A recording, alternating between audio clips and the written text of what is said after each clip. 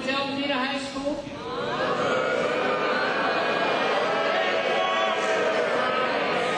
Graduated in '98. Oh, no, I didn't. All right, let me tell you a little about myself when I was your age. I was an honor student. I was a gifted artist, and I was one of the better athletes in the county. All right? Let me tell you some other stuff about myself. Very popular. Everybody wanted to hang out with me. My house was the place to go. And at my house, there was always booze around because in my house, in the environment I was in, there was always booze. 2 days after my 16th birthday, I got pulled over in my car, and I had booze in my car. Cop let me go.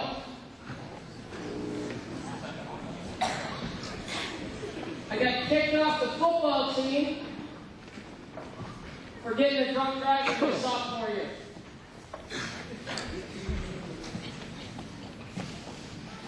I drank a 12-pack of beer minimum every Friday and Saturday night. A minimum. No, that's nothing to, hey, that's nothing to be proud of. All right? I would walk into a party, I'd have 11 in the box, and I'd have one in my hand, and somebody'd say, give me a beer, and I looked at them like they were crazy. And I'd tell them I only got 11 left. You can't have it. All right?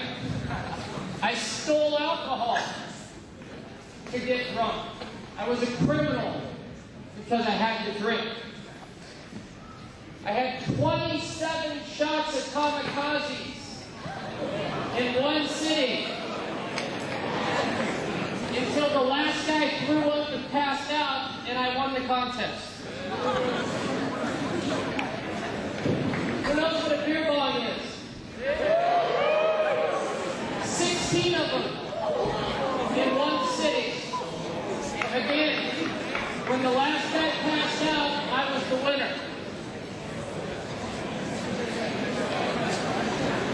I woke up in the back of my pickup truck, surrounded by tequila bottles that I had stolen the night before from the Albertsons to go to my senior picture.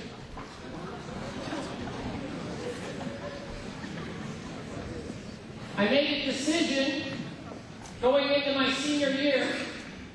I was one of the most highly recruited wide receivers in the country.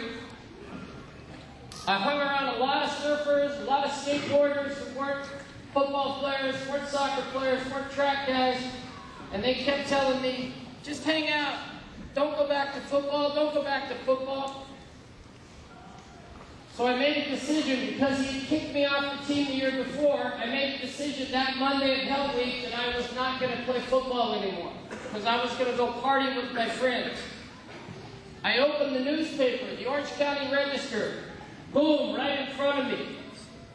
Top newcomer, Tito Ray Younger, El Medina, wide receiver. I walked down to coach's office that day and told him I quit. It's the only regret I have in my life.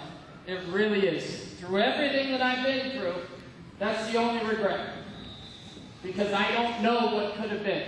And I always look back and say, what if? But from that day forward, I spent every dance, every football game, every social event, drunk, out of control, not knowing which way was up, not knowing how I got home, crashing cars, losing friends, losing relationships, and I made those choices. And what that really cost me was a free college education at the university of my choice anywhere in the country. Because I chose booze and I chose drugs over what was in my best interest. By the time I was 21 years old, 1, 2, 3, 4, 5 drunk driving convictions.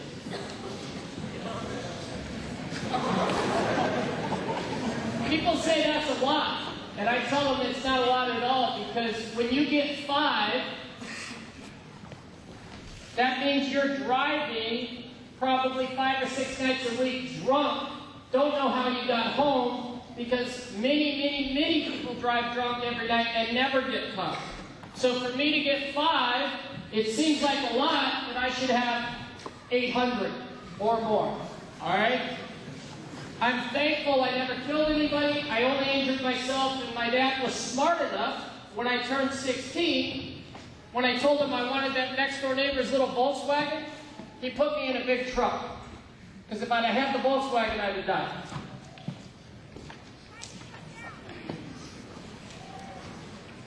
I was independent. I was isolated. I grew up on my own. And I told people for years and years and years, my saying always was, I'm surrounded by people, but I'm always alone. Because I really felt that way. I didn't feel like I had any connection to anything. I made a choice, and my choice was made for me, to a certain extent. I chose to drink. Once I lit that fuse, I was done. Mother's an alcoholic. Father's an alcoholic. My grandmother's an alcoholic. Pretty good odds I was going to become an alcoholic. And I did. Didn't help when my buddies would tell me, you're a better drunk driver than you are when you're sober. Oh, all right, good. I'll keep drinking and keep driving. All right, I'll keep going. My mother, my most vivid memory of my mother, I was probably 3 or 4 years old. She was the California State Teacher of the Year. Very successful, very intelligent, just a great person. My most vivid memory, if you ask me, what do you think of your mother? I would flash back to 3 years old in my house, her ripping the house apart, throwing things through a window that is at least that big wine bottle. Crash. Phone books being ripped up in a drunken, alcoholic rage. My grandmother. If you ask me about my grandmother, what can you tell me about your grandmother?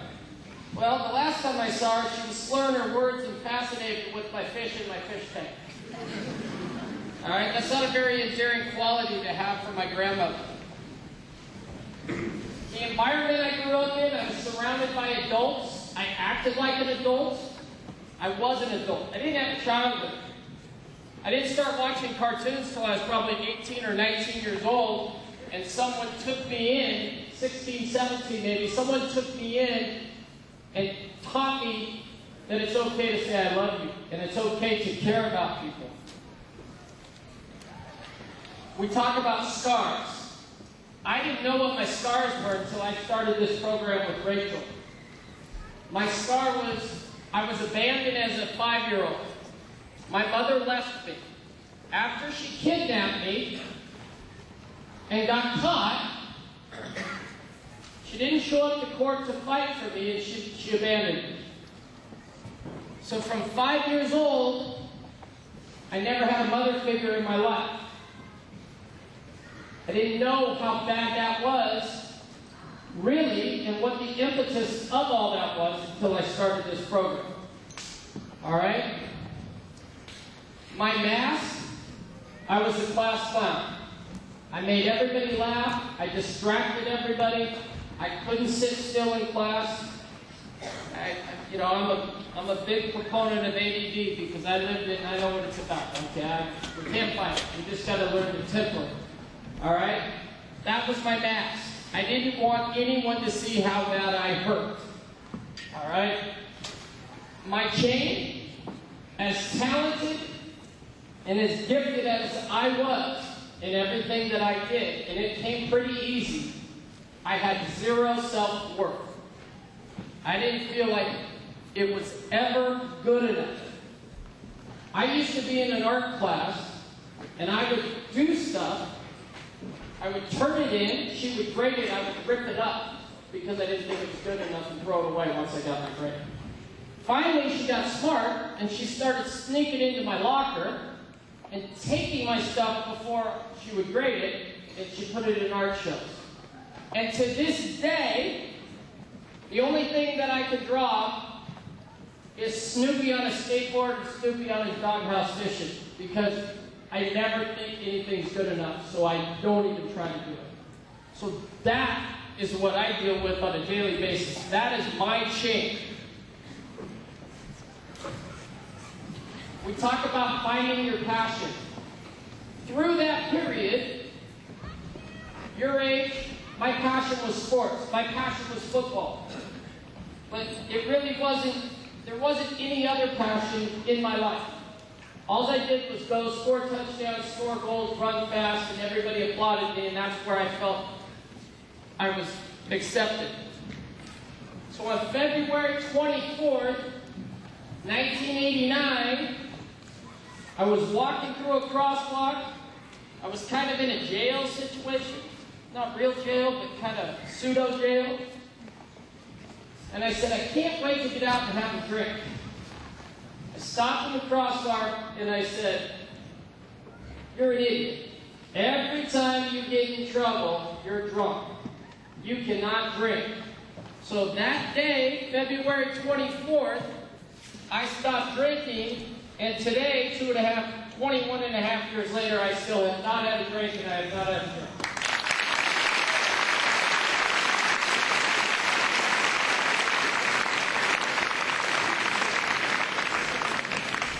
I don't preach it.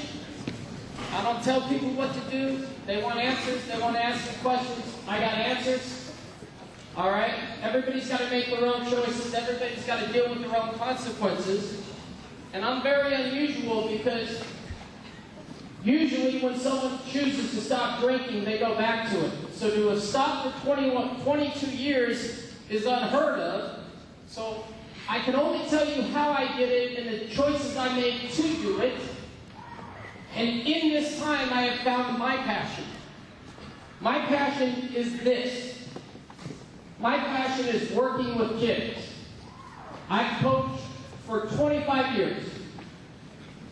I've coached some of the most wonderful kids ever. Teachers, lawyers, NFL stars, baseball stars, Olympians. And I'm very, very blessed to have been a part of what they've become, which is successful people.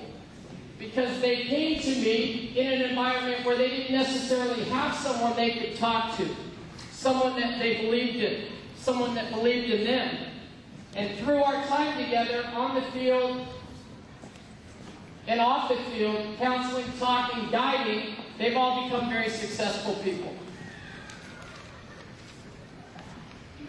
Finding my passion has changed my life. I've also changed a lot of people's lives, and I'm very thankful for that. So what I'm going to ask you guys to do when we're done here today is take a little self-inventory. Think about the things that are your chains. Think about your scars. Think about your passion. What is your passion? And who is the person in your life that can help you live your passion and help your passion grow? I implore you to find your passion. It's not enough just to go through life like a shark in the water, just back and forth, back and forth. Find your passion and make a difference, not only in your life, but someone else's life. I tell people all the time, Judge Menninger will tell you, I'm one man trying to save the world, one kid at a time. Join me in finding our passion, and let's save the world together, many, many kids at a time. Thank you.